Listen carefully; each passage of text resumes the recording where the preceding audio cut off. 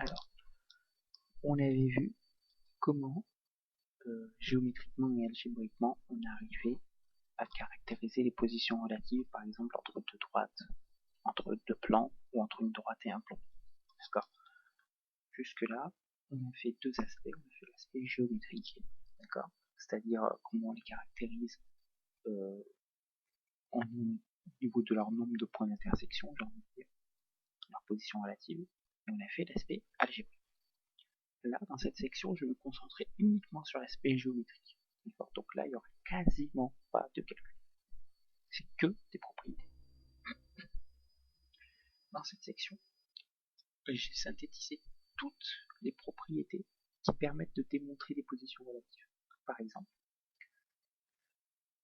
voilà, d'accord, ce sont des théorèmes qui permettent que deux droites sont parallèles. Donc dès que dans une question on nous demande de prouver que deux droites sont parallèles, d'accord, on peut utiliser les propriétés qui sont là. Alors théorème 1, deux droites parallèles à une même troisième. C'est comme dans le plan, si deux droites sont parallèles à une même droite, par exemple parallèles entre elles. Cette droite elle est parallèle à la droite grise, celle-là est parallèle à la droite grise, du coup sur les droites noires pareil. Alors, deuxième théorème, si deux plans sont parallèles, c'est les deux plans gris, alors tout plan qui coupe le premier et les droites d'intersection sont parallèles. D'accord, ça paraît logique. Il faut imaginer un kiri, d'accord. Donc les deux plans c'est le haut et le bas du kiri, et le truc c'est la lame de couteau. Bah, vos sections là, les deux. Théorème 3 qu'on a vu dans le cours, c'est le théorème du toit, d'accord. Si du premier plan, si on prend deux plans séquents sur une droite D, si une droite du premier plan est parallèle à une droite D2 du second plan, alors D, D1, D, D1 et D2 sont pareils. Une dernière propriété qui est droite en ici du même plan, alors elles sont pareilles. D'accord.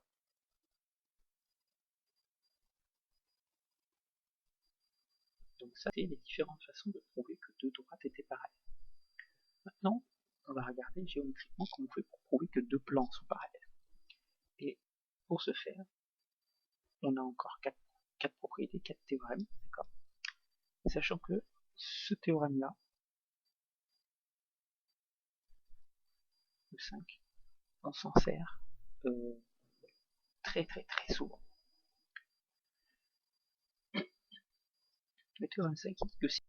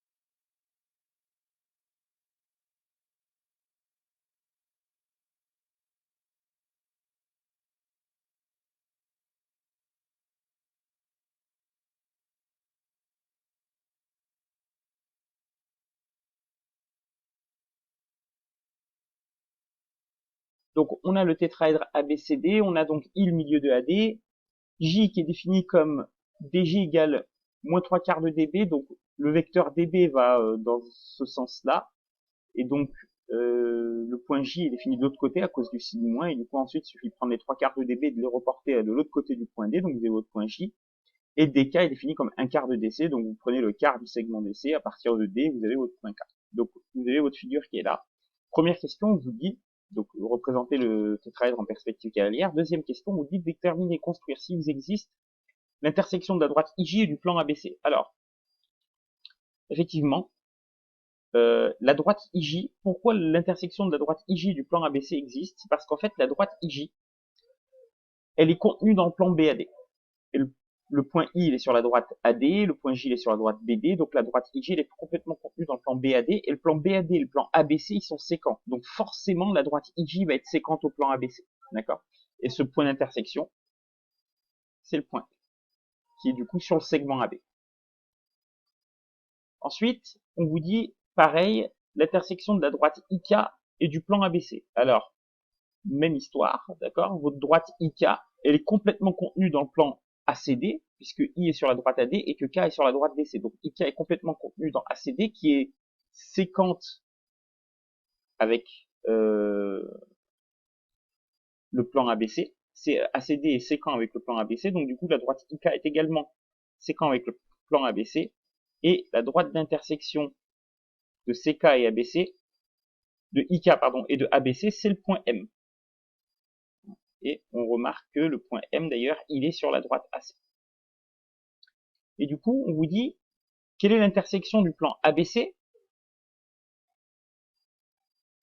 et du plan IJK? Alors, je vais peut-être changer de couleur.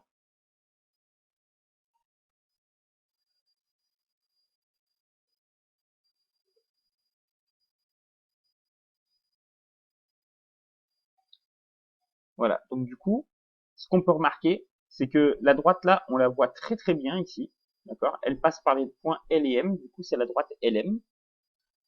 Hop. Et pourquoi c'est cette droite-là? C'est parce qu'en fait, M, il est à la fois dans le plan ABC et à la fois dans le plan IJK. Pourquoi? Parce que on a dit que M, c'était l'intersection de la droite IK et du plan ABC. Donc le point M, il est dans le plan ABC, il est aussi sur la droite IK. Cette droite qui est contenue dans le plan IJK. Ensuite, le point L, il est dans le plan ABC, puisqu'on a dit que c'était l'intersection du plan ABC et de la droite IJ. Cette même droite IJ qui est aussi dans le plan IJK. Comme IJ et IK sont séquentes dans le plan IJK, d'accord? Eh bien, ces deux droites sont dans le plan IJK, qui coupe le plan ABC, du coup forcément au point L et M, puisque ce sont deux points distincts d'intersection entre deux droites séquentes du plan IJK avec le plan ABC. Donc du coup la droite LM, c'est bien la droite d'intersection du plan IJK et du plan ABC. Dans l'exercice 13.11, on se donnait une pyramide régulière ABCDE à base carrée, d'accord?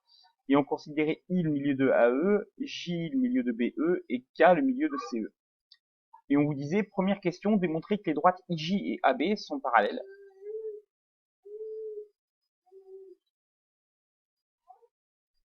Donc la droite IJ qui est ici, elle est parallèle à la droite AB. Alors il y avait plusieurs façons de le faire, mais il y a une façon qui est très simple, qui est d'utiliser un théorème vu au collège, hein, qui est le théorème de la droite des milieux. Je ne sais pas si vous le connaissez.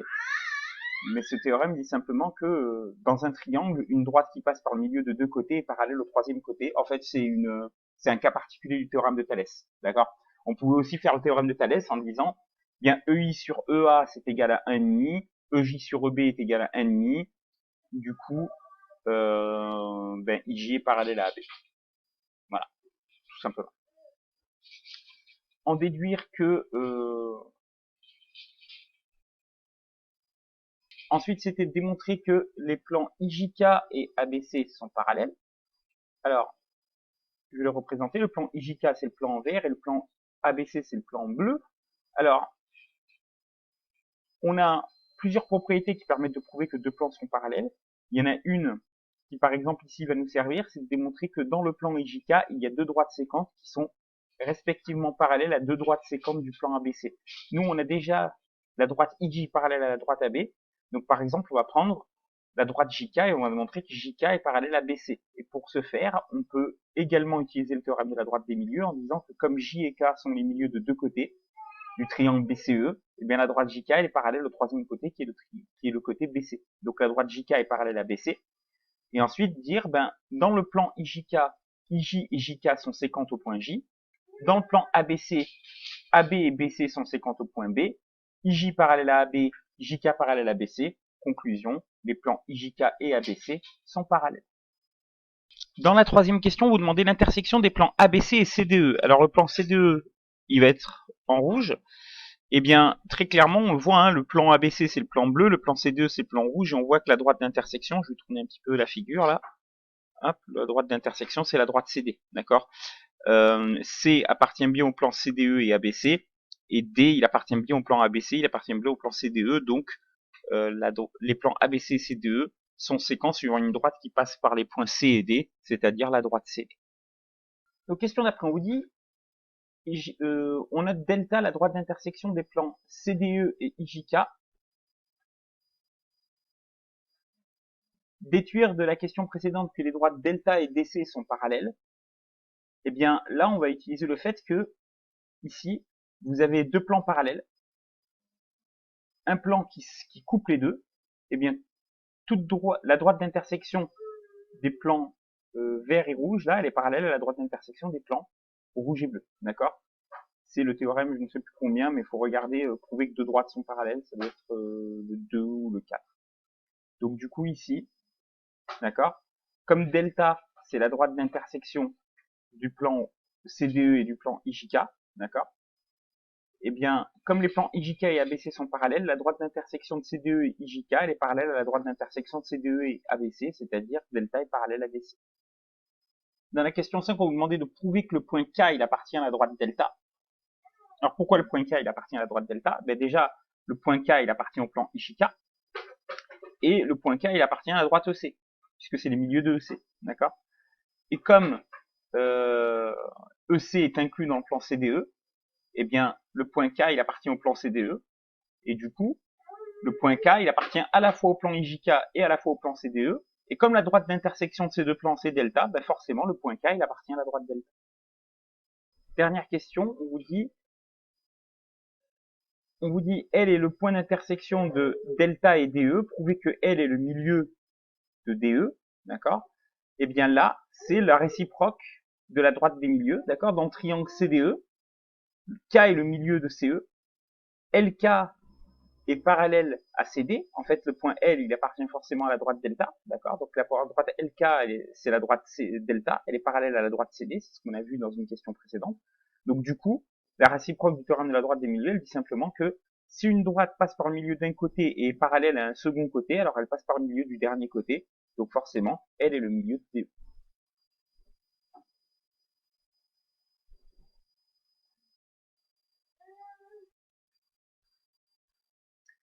Alors, première question du 13.12, on vous demandait de démontrer que IJ est parallèle au plan BCD.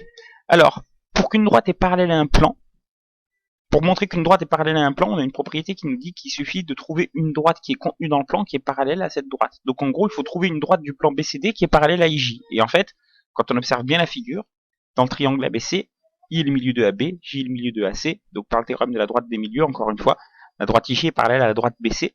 Droite BC qui est elle-même contenue dans le plan BCD, ce qui prouve que IJ est parallèle au plan BCD.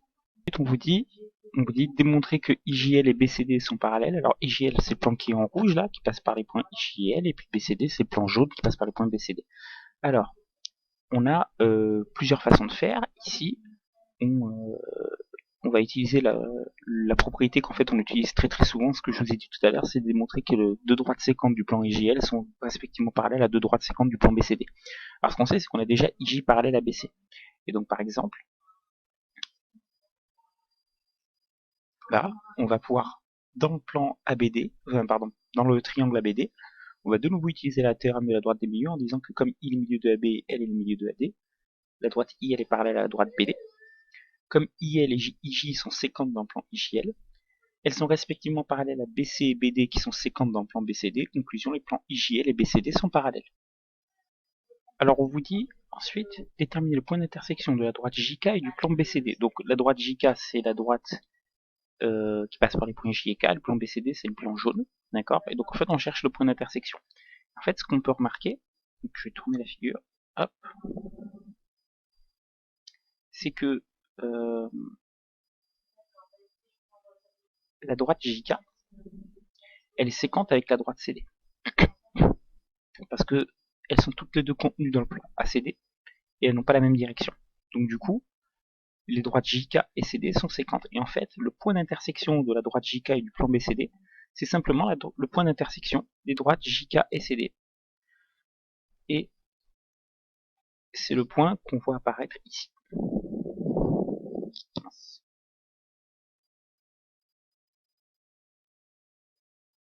C'est le point qu'on voit apparaître ici, qui est ici. Alors ensuite, on vous dit dessiner la droite d'intersection des plans IJK et BCD. Et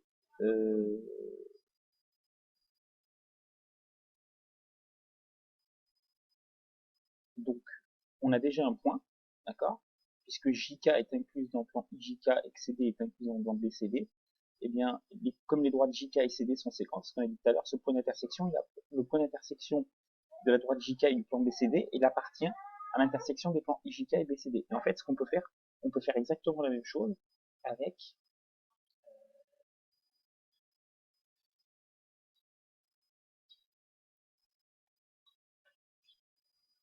la droite BD et la droite IK.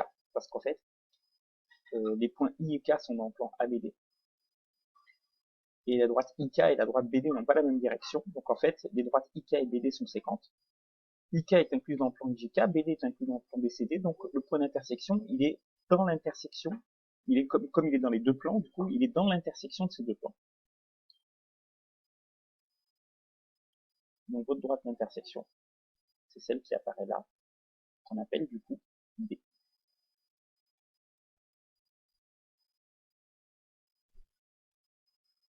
La droite ici.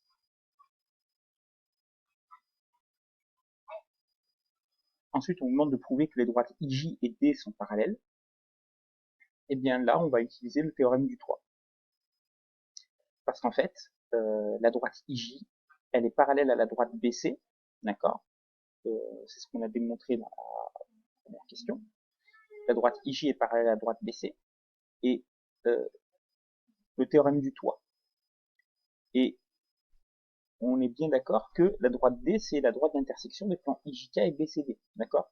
Donc, comme IJ est parallèle à BC, eh bien, ces deux droites, elles sont parallèles à la droite d'intersection des deux plans qui contiennent respectivement IJ et BC.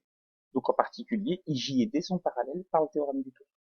Pour la dernière question, on vous dit, on a trouvé le plan qui contient la droite D et le point L. Et on a D' la droite d'intersection des plans P et IJL. Donc c'est la droite que vous voyez en bleu ici, D'. Et